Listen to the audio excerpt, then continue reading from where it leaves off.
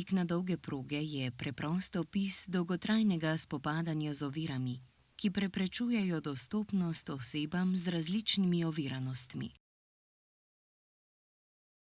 V ta namen je že drugič potekal dogodek o dostopnosti.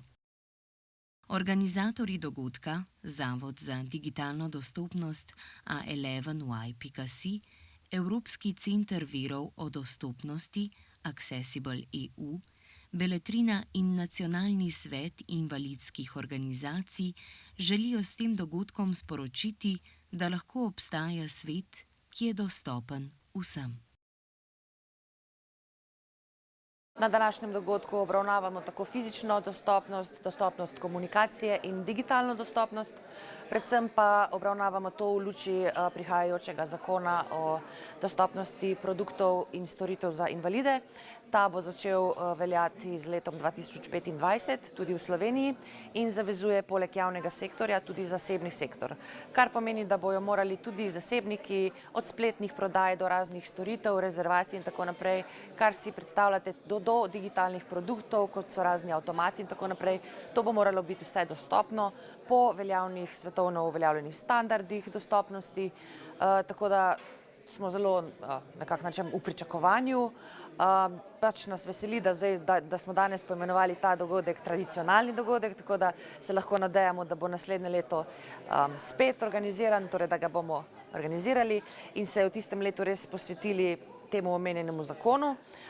Zdaj trenutno situacija z dostopnostjo v Sloveniji, to je tek na dolge proge in ostaja tak, ampak vsekakor se veselimo malih zmag, če lahko temu tako rečem, dosežkov na ozaveščevalnem področju, na usposabljanjih in tako naprej. In tudi s takimi dogodki, ko vidimo, da je udeleženost oziroma številčnost udeležencev vsako leto večja, tako da nas to samo še spodbuja k večjemu zagonu.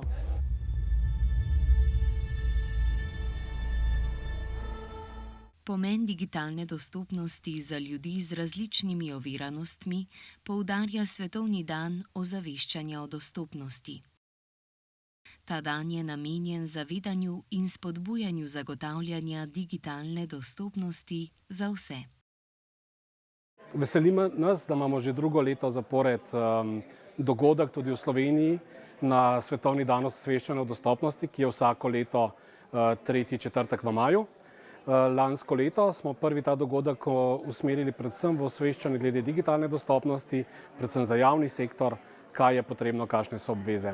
Od lani do letos se vidijo spremembe na bolje, morda niso take, kot si mi želimo, najpomembnejše pa je, da je letos vključen tudi zasebni sektor, ker z naslednjim letom začnejo veljati zakonodaje tudi za njih in že sami izkazujejo interes, tako podjetja, ki izvajajo razvoj, kot podjetja, ki so zavezana k dostopnosti za pridobitev znanja in za izboljšanje dostopnosti njihovih produktov. V Sloveniji je bila tudi prvič narejena anketa, kaj potrebujejo in pričakujejo uporabniki spleta z različnimi oviranostmi. Cilj ankete je pridobiti informacije, kaj uporabnike bremeni in ovira na spletnih straneh. V anketo je bil vključen velik delež oseb z različnimi oviranostmi, med njimi tudi slušno in kognitivno ovirane osebe ter starejši. Ugotovljeno je bilo, da skoraj polovica anketiranih zelo slabo pozna zakonodajo o dostopnosti. Največje ovire, ki jih uporabniki zaznavajo na spletu, so utripajoča vsebina, obrazci, ki so zapleteni za izpolnjevanje, pomanjkanje časa, uporaba tujega jezika, odsotnost naslovov, enaka imena povezav, kontrasti, dokumenti, podnapisi in še marsikaj.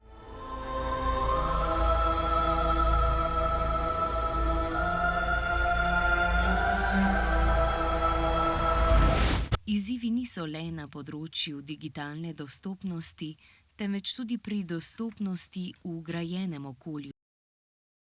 Na dogodku je potekala okrogla miza, ki je vključevala osebe z različnimi oviranostmi, predstavnike ministrstva in pristojnega inšpektorata.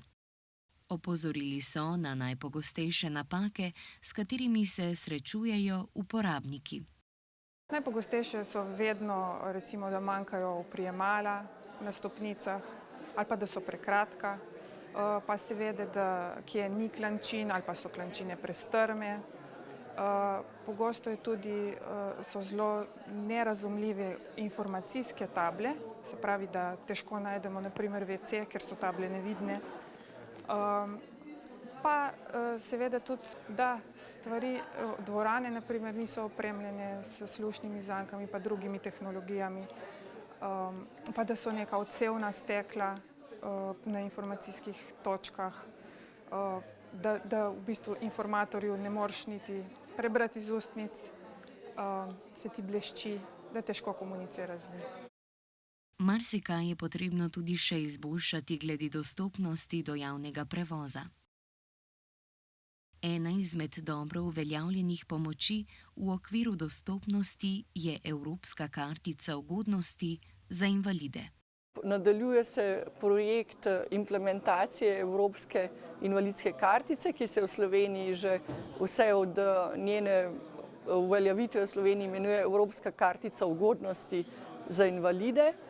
Trenutno je vključenih v projekt že več kot 500 ponudnikov. Najnovejša gospodarska družba, ki se je pridružila projektu, je podjetje Lidl, trgovska veriga.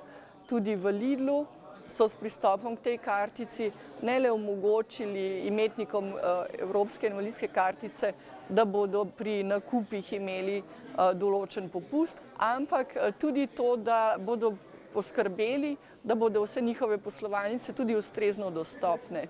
Ker je namen Evropske kartice ugodnosti za invalide v Sloveniji ne le pridobivanje popustov, je pa glavni in dolgoročni namen temu, da se takrat, ko se pogovarjamo o temu, da ponudniki različnih storitev, blaga in dobrin želijo to svojo ponudbo narediti dostopno invalidom in drugim osebam, da niso pozorni samo na neke bonitete v smislu nižje cene, ampak zlasti na to, da se pogovarjamo o dostopnosti njihove ponudbe, torej dostopnosti fizičnega prostora, prodajaln, prireditvenih prostorov, pa tudi dostopa do informacij, do komunikacij, do osveščenosti osebja, kako pristopiti k nekomu z nekimi komunikacijskimi težavami in tako naprej. Drugi cilj, vzporedno, ki teče, je pa aktivirati invalide in Evropska kartica ugodnosti za invalide lahko en tak spodbudni element, da človeka prepriča, da vendarle